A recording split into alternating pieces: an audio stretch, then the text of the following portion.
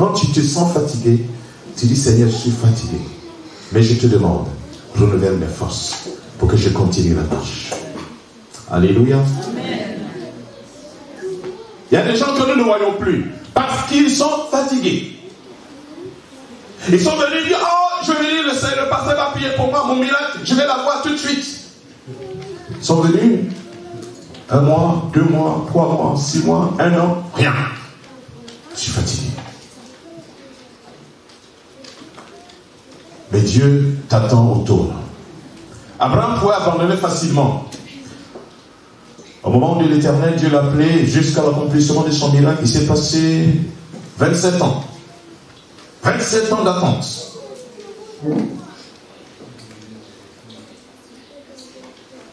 Et c'est vers la fin que l'Éternel lui a ouvert la porte.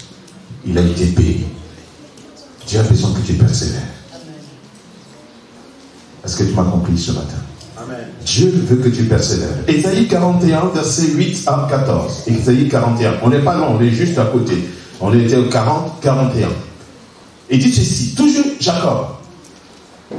Il dit à Israël. Mais toi Israël, mon serviteur, Jacob, que j'ai choisi, race d'Abraham, que j'ai aimé. Tu es la race d'Abraham. Nous sommes la race d'Abraham. Nous sommes les enfants d'Abraham par la foi que l'Éternel a choisi. Alors il te dit ceci. Toi que j'ai pris aux extrémités de la terre, moi j'étais quelque part dans la boue du péché, ignoré de tous, et que j'ai appelé d'une contrée lointaine, à qui j'ai dit, tu es mon serviteur, je te choisis, et je ne te rejette point. Dieu dit qu'il t'a choisi, qu'il ne va pas te rejeter. Amen.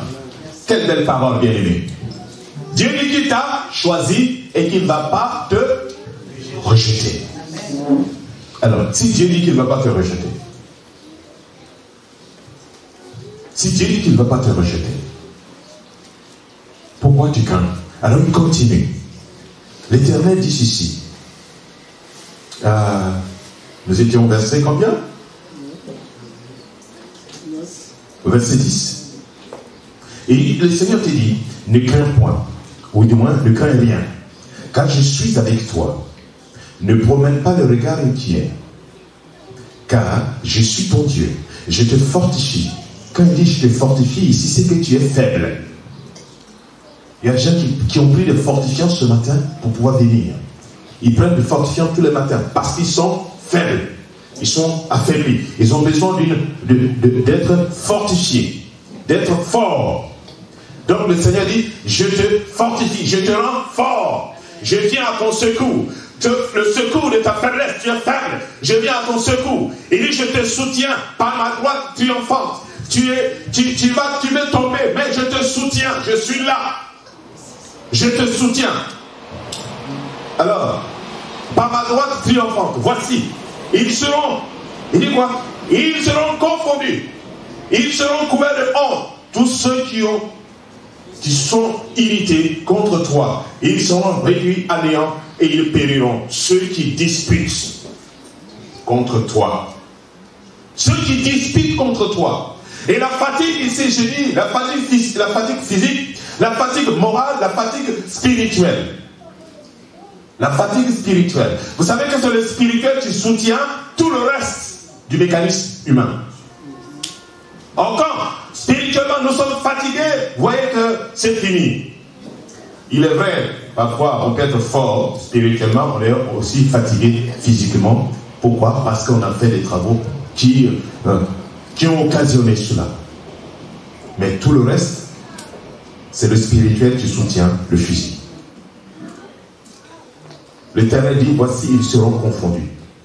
Ils seront couverts de honte. Ceux qui disputent avec toi. Qui est-ce qui dispute avec toi? Les puissances des ténèbres. Tous ceux qui se disputent avec toi dans ton esprit, dans ta tête, dans ta chambre, quand tu es au volant, au travail, tous qui disputent avec toi. Et tu crois que c'est le Seigneur qui te parle, tu crois que c'est toi-même. Non, ce n'est pas toi-même qui disputes. Mais tu disputes avec une puissance des ténèbres, avec les esprits de toutes sortes. Mais le Seigneur dit, ils seront confondus. Tous ceux-là. Il dit, tu les chercheras et tu ne le verras plus. Ceux qui te suscitent querelle, ils seront réduits à néant, réduits au néant. Ceux qui te fatiguent, ceux qui te faisaient la guerre plutôt, car je suis l'Éternel ton Dieu, qui fortifie ta droite. Je te dis, ne crains rien, je viens à ton secours. Ne crains rien. Combien de fois? Ne crains rien, ne crains rien, ne crains rien. Je viens à ton secours, Vernisseur de Jacob, ferme le reste d'Israël. Je viens à ton secours, dit l'Éternel, le Saint d'Israël, est ton sauveur. Je viens à ton secours. La promesse de Dieu. Tu es fatigué. Alléluia. Tu es fatigué. Mais le Seigneur veut te soutenir ce matin. Amen. Nous allons prier après. Tu es fidèle. Tu es fidèle. Mais n'abandonne pas. Ne donne pas raison au diable. Le texte que nous avions lu ce matin, dans le livre de Samuel, des enfants d'Israël. Non, vous ne l'avez pas lu, le pasteur l'a cité oralement. Les enfants d'Israël, pour combattre Goliath, ils étaient tous fatigués moralement. Parce que dès que Goliath apparaissait, tout le monde prenait la tangente. Oh non, non, il est là, tout le monde. Il se cachait derrière le rocher. Ils étaient tous fatigués. Parce qu'il a réussi à les mater spirituellement, mentalement, physiquement, moralement. Le moral a été atteint et c'était fini. Et ça, c'est la stratégie du diable. Quand il est venu dans le jardin d'Éden, il a attaqué le mental d'Ève. Et quand il a réussi à avoir son mental, à semer le doute en elle, c'était fini. C'était fini. Et c'était la même stratégie qu'il a voulu utiliser quand il est venu attaquer le Seigneur dans le désert, quand il a vu une faim. Il dit, si tu es le Fils de Dieu, il va attaquer le Seigneur dans sa divinité. Mais il n'a pas réussi. Alléluia. Tu es fatigué. Mais Jésus est capable de te restaurer ce matin. De te donner la force. Quand il en donne à ceux qui sont fatigués. Pour ceux qui le veulent, oui. Psaume 29, verset 10. Psaume 29, verset 10. On va lire rapidement. Psaume 29, verset 10. Dit ceci.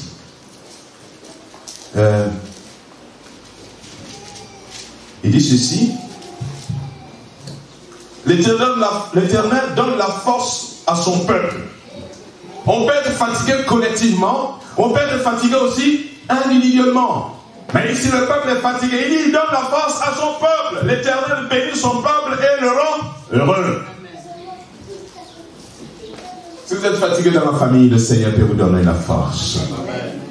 C'est pourquoi Néhémie a compris cela et dit, la joie de l'Éternel sera votre force. La joie de l'Éternel sera votre force. L'apôtre Paul, l'apôtre de notre Seigneur Jésus, a connu aussi, lui aussi, la fatigue. Il a connu la fatigue morale, la fatigue psychique, la fatigue spirituelle, par le comportement des frères et sœurs de certaines églises, des églises de l'Asie mineure. Il a connu la fatigue.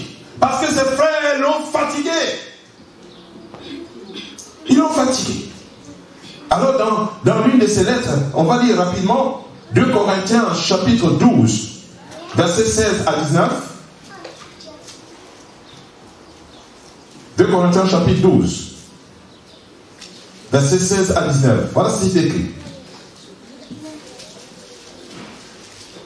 Oh, excusez-moi, j'étais dans 2 Corinthiens, dans 1 Corinthiens. 2 Corinthiens chapitre 12, verset 16. Soit,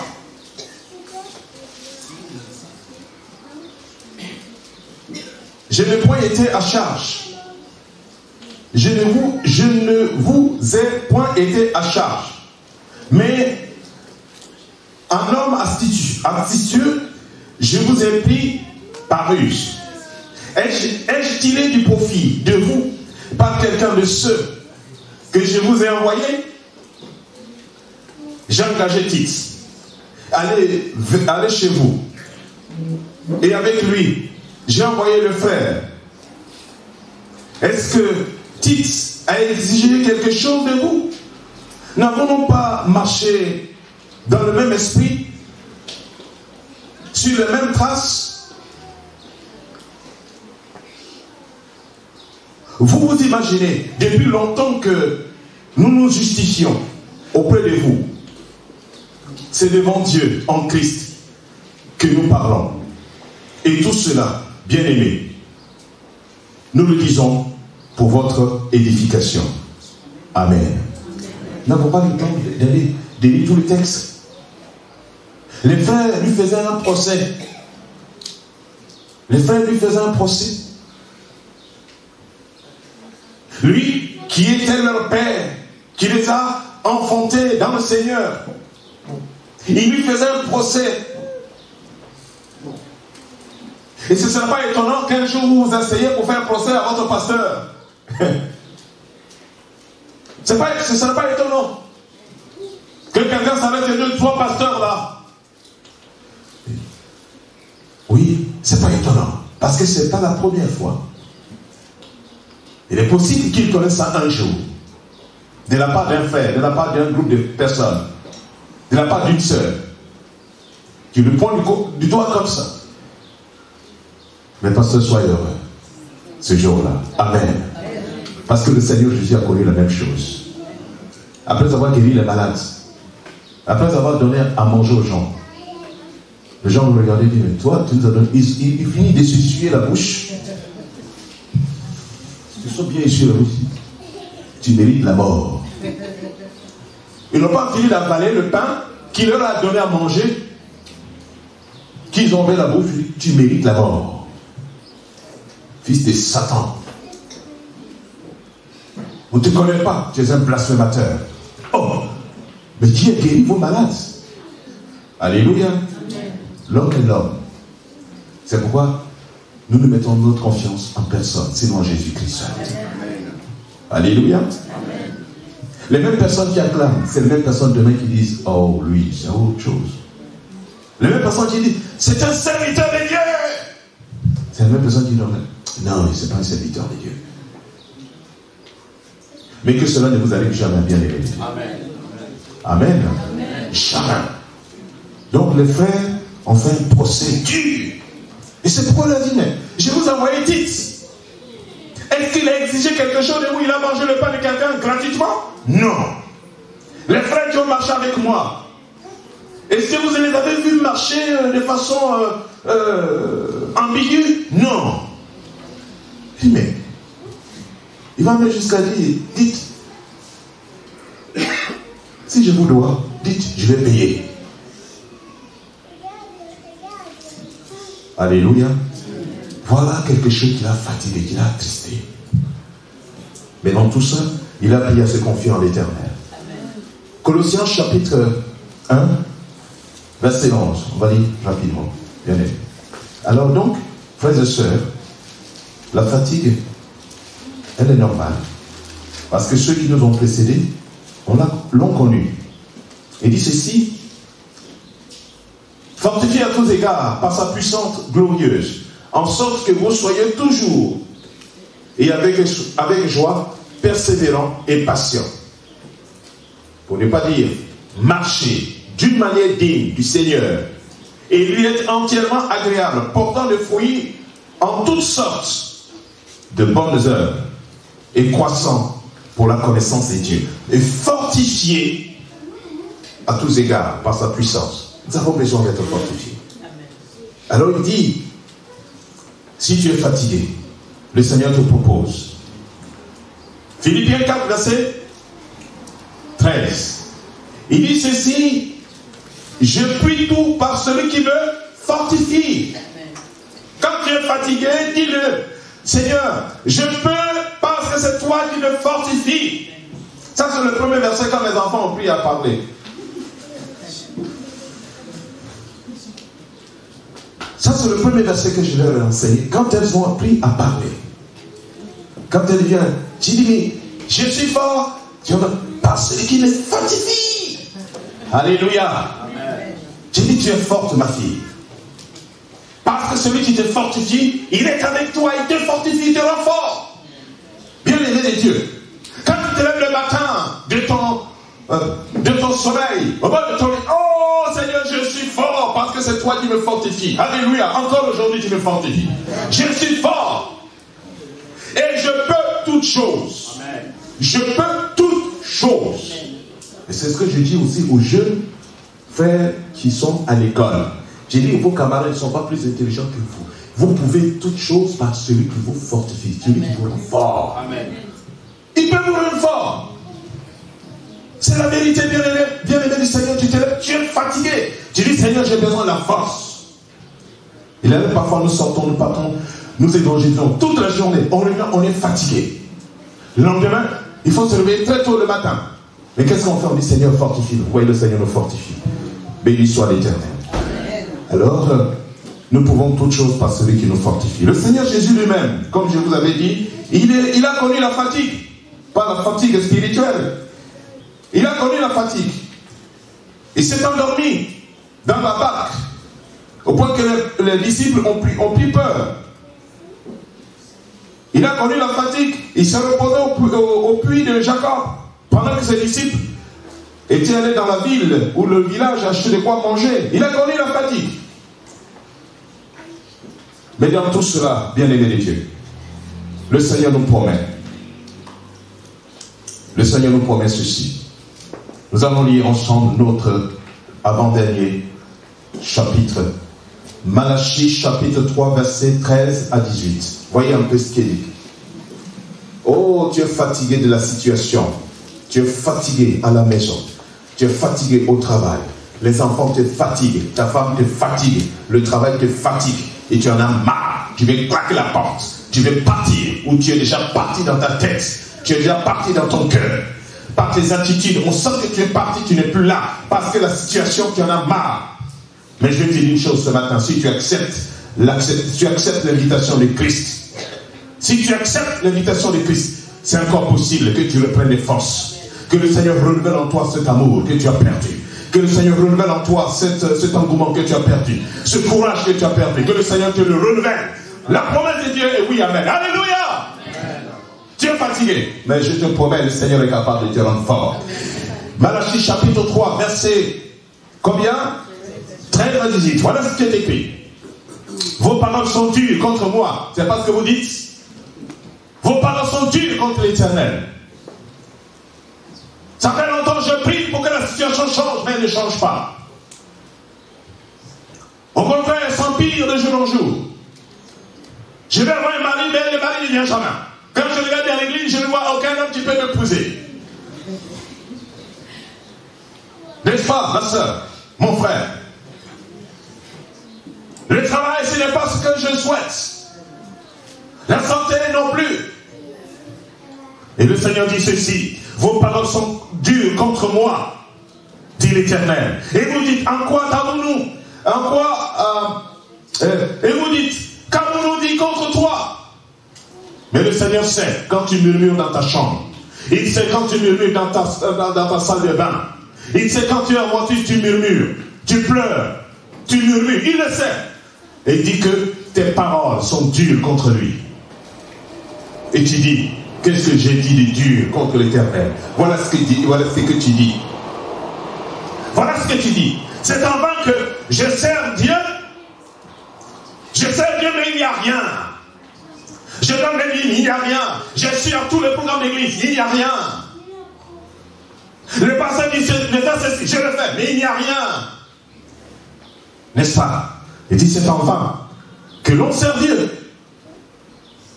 Quand nous gagnons à observer le précepte de Dieu, qu'est-ce que j'ai gagné? On a dit de ne pas commettre l'impudicité. C'est ce que je faisais autrefois, je payais bien mon loyer. J'étais bien considéré. Qu'est-ce que j'ai fait en gagnant? En commettant plus le péché. Je n'ai rien eu, moi. Je n'ai rien eu. Ma vie ne se fait que s'empirer. Et à marcher avec tristesse. On m'a dit de m'habiller correctement, je m'habille correctement, mais il n'y a rien. On m'a dit de ne pas être dans la musique moderne, je ne fais plus, mais il n'y a rien. On m'a dit de ne pas faire ceci, je ne fais plus, mais il n'y a rien. Tout est bloqué, ma vie est bloquée, il n'y a plus rien. Ah, tes paroles sont trop dures. Mais le Seigneur dit, le Seigneur a une promesse pour toi. Et quand tu marches dans la rue, tu vois ton voisin, Il est heureux, n'est-ce pas? Tu estimes heureux ton voisin. Il est dans une grosse bagnole. Ses enfants sont en bonne santé. Ils vont en vacances, ils reviennent, ils ont un bon travail. Ils sont heureux. Mais ils ne sont pas heureux. Tu n'es pas rentré chez eux là-bas. Savoir ce qui se passe. Dans la nuit, monsieur ne dort pas. Il est obligé de faire le tour d'un petit cercueil. Un petit cercueil. Parce que c'est là qu'il tire sa bénédiction. En fait, je ne sais pas s'il faut dire bénédiction. Parce que la bénédiction ne vient pas du diable. La bénédiction vient de Dieu. Amen. Donc il ne bénit pas. Satan ne bénit pas. Il dit, maintenant, qu'avons-nous observé? À marcher avec tristesse, à cause de l'Éternel des armées. Vous venez, le pasteur vous dit, faites si vous le faites, il le fait, il n'y a rien. Il dit, je fais tout ça, pasteur. Ça. Le pasteur dit, prie, continue de prier encore. N'est-ce pas, frère Junior? Chaque fois que le pasteur te parle, on va prier. On va prier. On va prier. On va prier. On va prier. On va prier. On va prier. Mais tu as prié, il te dit, on va prier. Ça n'a pas donné de résultat? Gloire à Dieu. Mais parce que toujours dit la même parole. Mais tu veux qu'il te dise quoi? Tu vas pas tout le temps le même médecin. Le médecin, il te donne toujours le même médicament. Tu veux qu'il te donne quoi? C'est ce qu'il a. On dit l'homme ne peut donner que ce qu'il a. Et le pasteur, ce qu'il peut te donner, c'est la vie. La vie en Christ. C'est tout ce qu'il peut te donner. Il ne peut pas imaginer autre chose. Il ne peut pas aller te dire, on va couper la tête du coq et mettre de l'huile rouge dessus et faire de tout la maison pendant 120 fois et ne pas manger. Non, il ne peut pas te dire de faire ça parce qu'il ne connaît pas ça. Il ne connaît que la Bible, c'était écrit dans la parole de Dieu. Il ne connaît que Dieu. Et c'est celui-là qui te prescrit. Et ce n'est pas lui qui fait le miracle. Il dit que cela te soit fait selon ta. Est-ce qu'il a dit la foi du pasteur? Selon ta foi. C'est le Seigneur qui parle. Jésus qui est le dépositaire de la foi. Les gens viennent vers lui, ils exposent leur problème. Ils disent, ah, tu crois que je peux le faire? Ainsi, qu'il te soit fait selon ta. C'est tout. Et la personne part, elle est guérie. Elle est satisfaite. Amen. Alléluia. Bien-aimés, réveillez-vous. Je sais que vous êtes fatigués. Mais cette fatigue, il faut la bannir.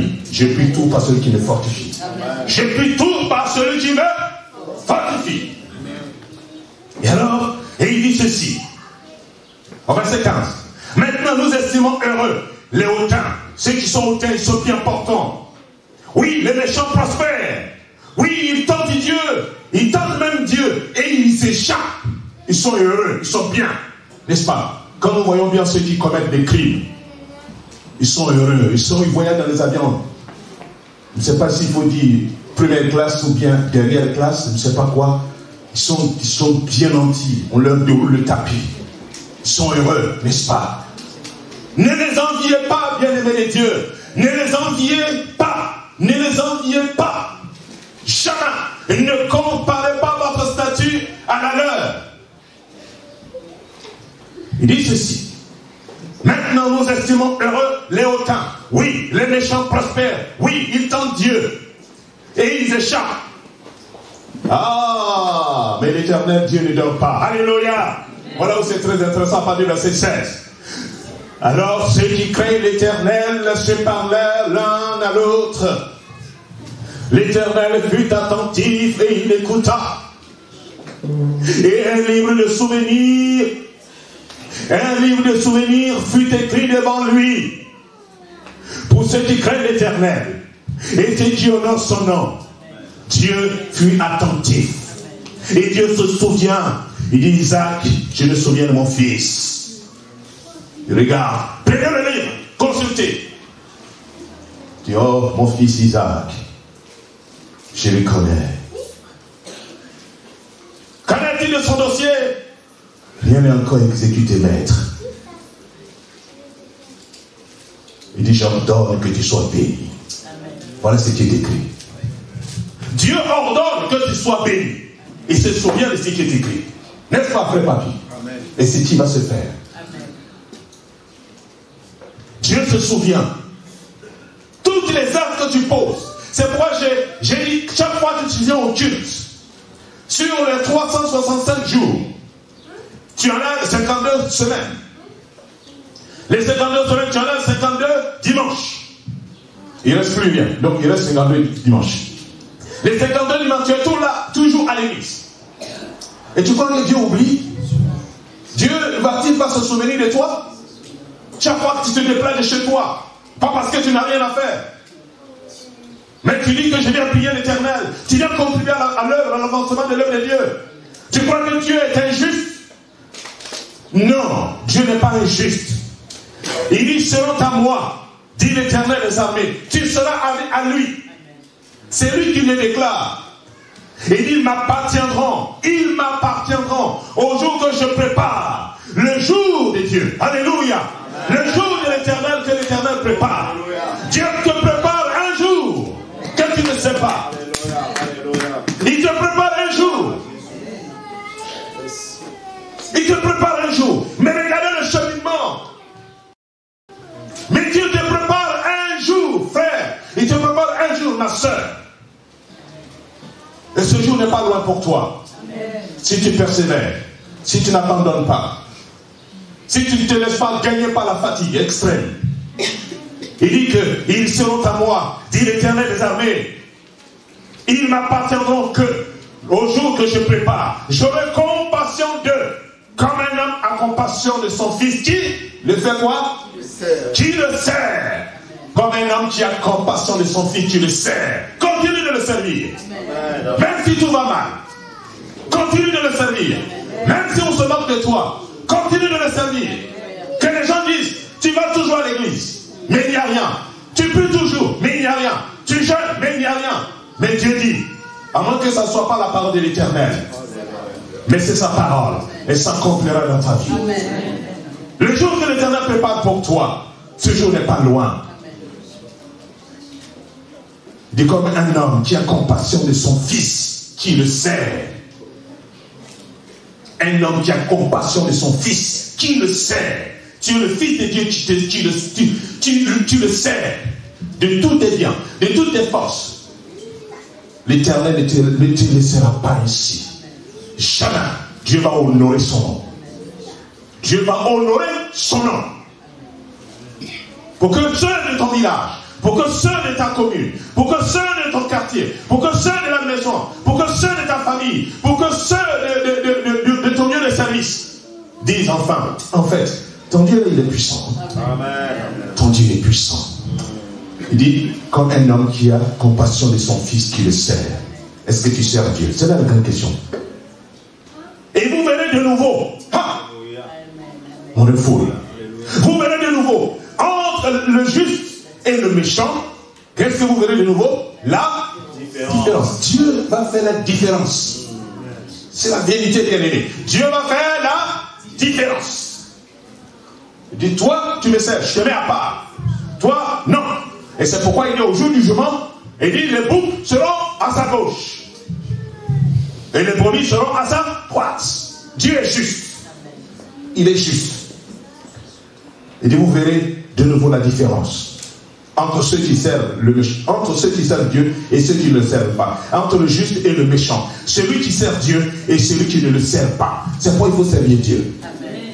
Est-ce que tu as compris? Amen. Frère Constant, il faut servir Dieu. Bien-aimé, ne servez pas le monde, ne servez pas le système, mais servez Dieu. Amen. Et laissez Dieu jusqu'à la mort. Amen. Je ne vous invite pas à la kamikaze. Mais c'est notre mot d'ordre. Notre Seigneur est mort à la croix. Il dit, c'est qui est arrivé au bois vert, arrivera au bois au sec, n'est-ce pas? Servez le Seigneur. Ne vous laissez pas fatiguer. Voilà pourquoi il dit, Dieu réserve. Dieu a beaucoup de bénédictions en réserve pour ceux qui le servent. Ne te laisse pas fatiguer. Jésus t'aime. Bien aimé, nous allons finir avec ce texte et après quoi nous allons prier le Seigneur ce matin. Malachie. Malachie chapitre 3, que nous connaissons très bien. J'aurais bien voulu que nous lisions tout le contexte avant d'arriver à cette conclusion. Malachie chapitre 3, nous lisons du verset 19 au verset 27. Regardez ce qu'il dit. Il dit, quand je pense à ma détresse, à ma misère, à l'abstinence et au poison, lamentation de Jérémie. Merci beaucoup. Quand je pense à ma détresse, quand tu penses à ta situation, n'est-ce pas? Ta situation est insoluble, devant laquelle tu es tous les jours. Cette situation te gangrène, cette situation te détruit. Quand tu y penses, voilà ce que le Seigneur dit. Quand je pense à ma détresse et à ma misère, tu es dans une misère. Au verset 20. Quand mon âme s'en souvient, elle est abattue au-dedans de moi, et donc la fatigue me gagne.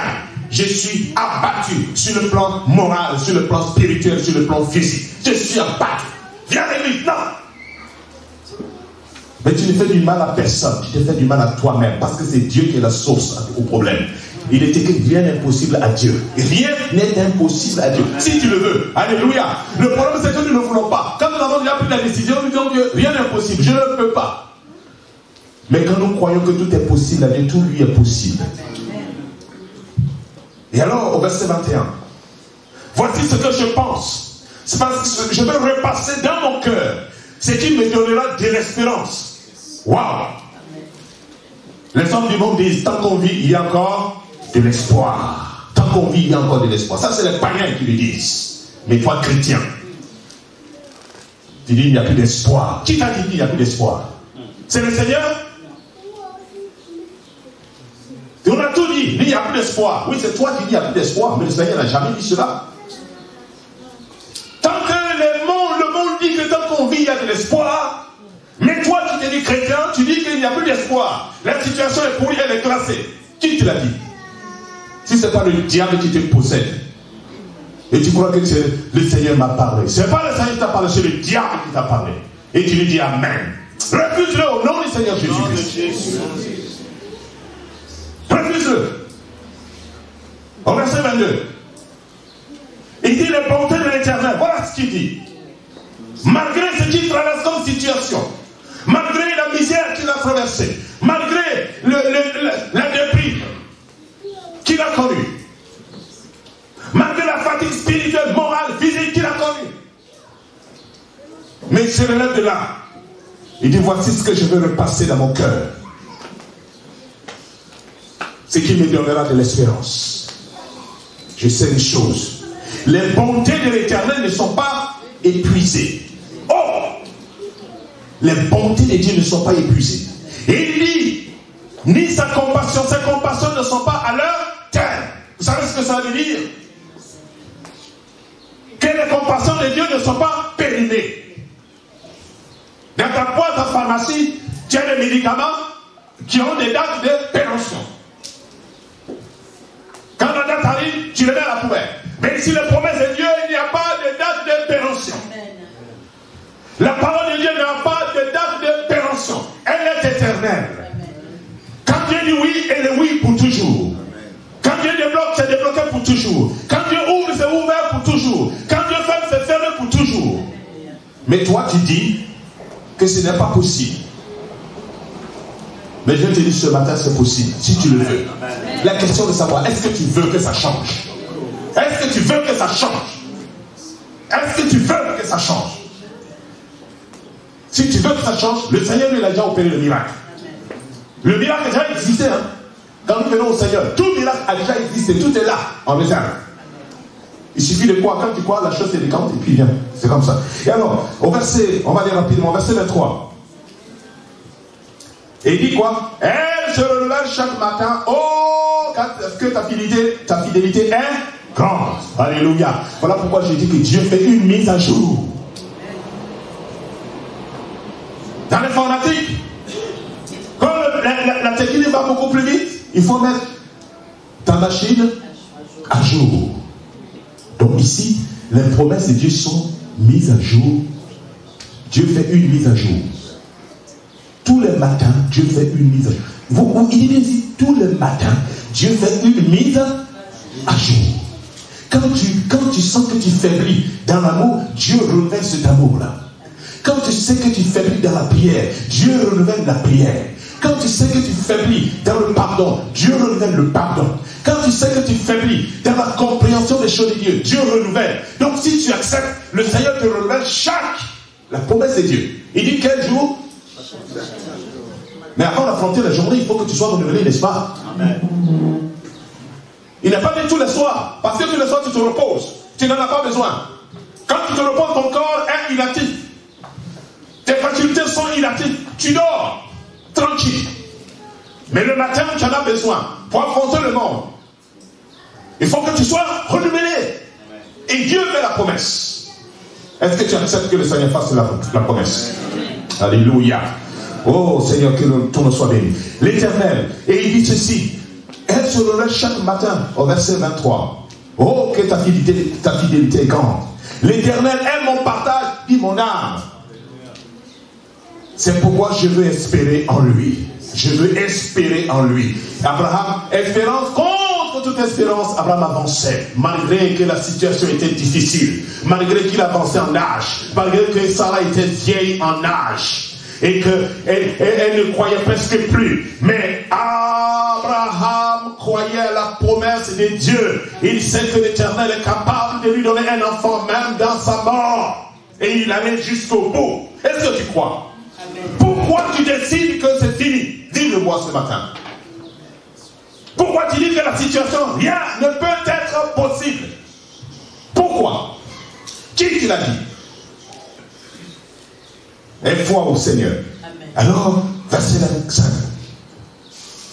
L'Éternel a la bonté pour ceux, il a de la bonté pour ceux qui espèrent en lui. Il a de la bonté pour ceux qui espèrent en lui. Et quand tu espères en lui, il a de la bonté. Dieu va te rendre bon. Alléluia. Amen. Oh, comme quelqu'un priait un jour, vieille dame qui ne comprenait pas bien le français. Il dit, elle se lève, dit, oh Dieu, tu es bon comme bonbon. Alléluia. C'est une vieille dame. Elle ne sait pas prier, même elle prier en français. Pourquoi on entend quand même ce qu'elle veut dire? Elle se lève et dit, Seigneur Dieu, tu es bon comme un bonbon. Ça faisait rigoler. Mais c'est une prière profonde. Elle sait de quoi elle parlait. Parce qu'elle a goûté que le Christ est bon. Plus que bonbon. Alléluia. Alors, l'Éternel l'a bonté pour ceux qui espèrent en lui. Pour l'âme qui le cherche. Est-ce que ton âme cherche l'Éternel? Il est bon d'attendre en silence le secours de l'Éternel. Il est bon d'attendre en silence. En silence, tu combats, tu es là dans le silence. C'est pourquoi nous encourageons les frères et sœurs ici. Dieu nous dit, frère, silence, l'Éternel combattra pour toi. Dieu agira, l'Éternel interviendra. Ne t'inquiète pas, Dieu interviendra. Et l'Éternel interviendra. Pour ceux qui ont compris cette parole, Dieu ne ment pas. Car il est écrit qu'il est impossible que l'Éternel Dieu mente. Dieu ne ment pas. Il ne ment pas. Bien-aimé du Seigneur. Bien-aimé de Dieu. Oh, on va s'arrêter là ce matin. On va s'arrêter là. Tu es fatigué. Le Seigneur te donne de la force. La situation te fatigue. Tu en as marre. Tu en as marre. Mais le monde n'est pas la solution. Abandonner n'est pas la solution. Divorcer n'est pas la solution. Non. Non. Si tu veux divorcer au nom de Jésus-Christ, je te chasse, toi ici, des divorces qui hantent cette personne. Je te chasse au nom de Jésus-Christ. Elle ne divorcera jamais. Parce que nous ne voulons pas que ces enfants souffrent. Toi qui lui parles, nous t'arrêtons dans ton action au nom du Seigneur Jésus-Christ. Et tout est possible. Bien élevé ou télélébo.